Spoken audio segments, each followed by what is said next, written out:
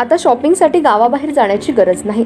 इचलकरंजी शहरामध्ये आपल्या सेवेसाठी सज्ज आहे टेकिट सुपरमार्ट। टेकिटचा वायदा जास्तीत जास्त फायदा। तांदूळ आणि तृणधान्य, कडधान्य, खाद्यतेल, दुग्ध उत्पादने, मसाले, कॉस्मेटिक्स, स्टेशनरी, क्रीडा साहित्य, कपडे, फर्निचर, इलेक्ट्रॉनिक, घरगुती उपकरणे, सायकल्स, फुटवेअर, खेळणी, भेटवस्तू, MRP वर किमान 10 ते 60% सूट। यामध्ये घरगुती वापरात येणाऱ्या टीव्ही, फ्रीज, इलेक्ट्रॉनिक वस्तूवर भरघोस सूट। 10% पासून ते 60% बचत। प्रत्येक वस्तूवर बचत। टेकिट मॉलमध्ये या आणि भरघोस खरेदी करा। एकावर एक फ्री वस्तू मिळवा। यामध्ये घरगुती उपकरणे, कडधान्य व इलेक्ट्रॉनिक वस्तू मिळण्याचं एकमेव ठिकाण म्हणजे टेकिट सुपरमार्ट। पत्ता पंचवटी टॉकीज रोड, छत्रपती शाहू महाराज पुतळ्याजवळ। खरेदीचा आनंद लुटा बाहेर कुठेही न जाता। आजच या टेकिट मॉलमध्ये।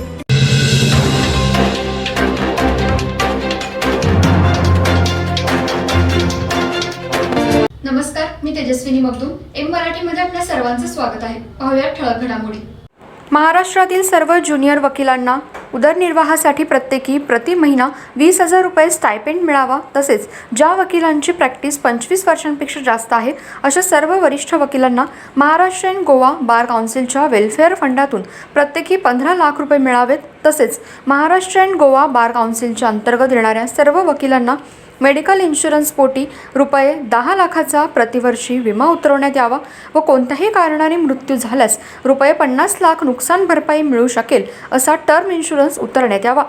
महाराष्ट्र अँड गोवा बार काउन्सिलकडून सनदसाठी उमेदवारांकडून रुपये 15,000 रुपये व सनद फॉर्म फी पोटी 500 रुपये, लॉ फॉर्मसाठी रुपये 50,000, लॉ कॉलेजला मान्यता देण्यासाठी 2 ते 5 लाख रुपये घेतले जातात।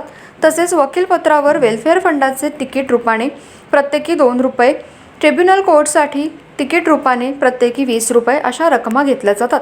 तसेच bar council of Maharashtra and Goa राज्याला प्रशासनाकडून फंडित येते व बार काउन्सिल ऑफ इंडियाला केंद्र शासनाकडून फंडिंग येतं आणि वकिलांच्याकडून तसेच निवृत्त न्यायाधीशांकडून डोनेशन पोटीही बार काउन्सिल ऑफ इंडिया तसेच bar council of Maharashtra and Goa या दोघांनाही मोठ्या प्रमाणात रक्कम मिळते।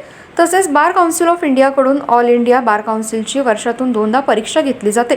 या परीक्षेसाठी उमेदवारांकडून प्रत्येकी 3,500 रुपये फी घेतली जाते। त्याचबरोबर विधी महाविद्यालयाच्या विद्यार्थ्यांकडूनही महाविद्यालयामध्ये प्रवेश घेताना बार काउन्सिल इंडियाकडून प्रवेश फीमध्ये 200 रुपये फी घेतली जाते। कर्नाटक, केरळ, तेलंगणा, दिल्ली या राज्यांच्या बार काउन्सिलकडून तेथील कनिष्ठ वकिलांना स्टायपेंड व वरिष्ठ वकिलांना वेलफेअर फंडातून रक्कम मिळते। तथापि भारताची आर्थिक राजधानी असणाऱ्या मुंबईतील कनिष्ठ वकिलांना काहीही स्टायपेंड मिळत नाही। तसेच वरिष्ठ वकिलांनाही वेलफेअर फंडातून काहीही रक्कम मिळत नाही। हा त्यांच्यावर अन्यायच आहे। आंध्र प्रदेश, झारखंड या बार काउन्सिलकडून तेथील वकिलांना हेल्थ इन्शुरन्स रुपये व टर्म इन्शुरन्स मिळतो।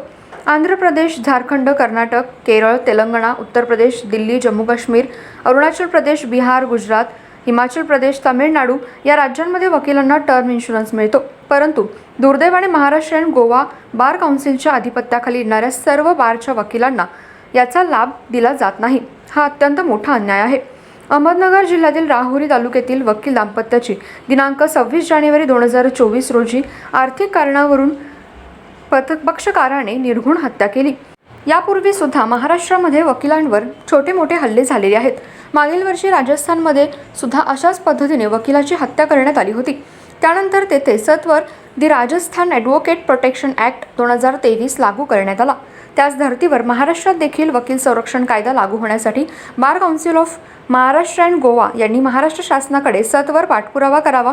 ज्याप्रमाणे वकिलांना कंटेस्ट ऑफ कोर्ट ॲक्ट 1971 नुसार शिक्षा दिली जाते, त्याचप्रमाणे न्यायाधीशांनी जर चुकीचे जजमेंट, आदेश, हुकुमनामा केल्यामुळे जर एखाद्या निर्दोष व्यक्तीला शिक्षा झाली किंवा दिवाणी दाव्यामध्ये एखाद्या व्यक्तीला आर्थिक नुकसान झालं व मानसिक त्रास झाल्यास त्यामुळे होणाऱ्या नुकसानीस न्यायाधीशांनाही जबाबदार धरून त्यांच्या विरुद्ध सुद्धा penal action, disciplinary action, pecuniary action घेण्यासाठी बार काउन्सिल ऑफ इंडिया तसेच bar council of Maharashtra and Goa यांनी पुढाकार घेऊन केंद्र शासनाकडून जजेस अकाउंटेबिलिटी ॲक्ट पास करून घ्यावा। हा कायदा अंमलात आल्यावर सर्वसामान्य लोकांना योग्य तो न्याय निश्चितच मिळेल। वरील मागण्यांसाठी ॲडव्होकेट अभिजित खोत हे जिल्हा व सत्र न्यायालयासमोर 1 दिवसीय लाक्षणिक उपोषण करणार आहेत। तर या संदर्भात ज्यांना पाठिंबा द्यायचा आहे त्यांनी ॲडव्होकेट खोत यांच्याशी भ्रमणध्वनी क्रमांक 72 19 27 37 13 वर संपर्क साधावा असं आवाहन त्यांनी केलं। या उपोषणाला इचलकरंजी बार असोसिएशनने अभिजित खोत यांना पाठिंबा दर्शवलाय. ज्या न्याय मागण्या असतील त्या पोहोचवल्या जातील असा आत्मविश्वास उपोषणकर्ते अभिजित खोत यांना इचलकरंजी बार असोसिएशनच्या पदाधिकाऱ्यांनी दिला. सेवा सदन हेल्थ प्लस हॉस्पिटल यामध्ये बायपास सहित सर्व शस्त्रक्रिया, ऑपरेशन थिएटर, सुसज्ज कॅथलॅब, सुसज्ज 28 बेडचे ICU, सर्व शासकीय योजना व सर्व इन्शुरन्स योजना, अनुभवी तज्ज्ञ doctor, free home sample collection, 10 सूट, यामध्ये रक्तलघवी व इतर काही, सुसज्ज स्पेशल रूम, जनरल वॉर्ड, 24 तास ॲम्ब्युलन्स सेवा. Seva Sadan health hospital, Niramay road, Bora market, Ichalkaranji. Phone number 72 76 74 80 03.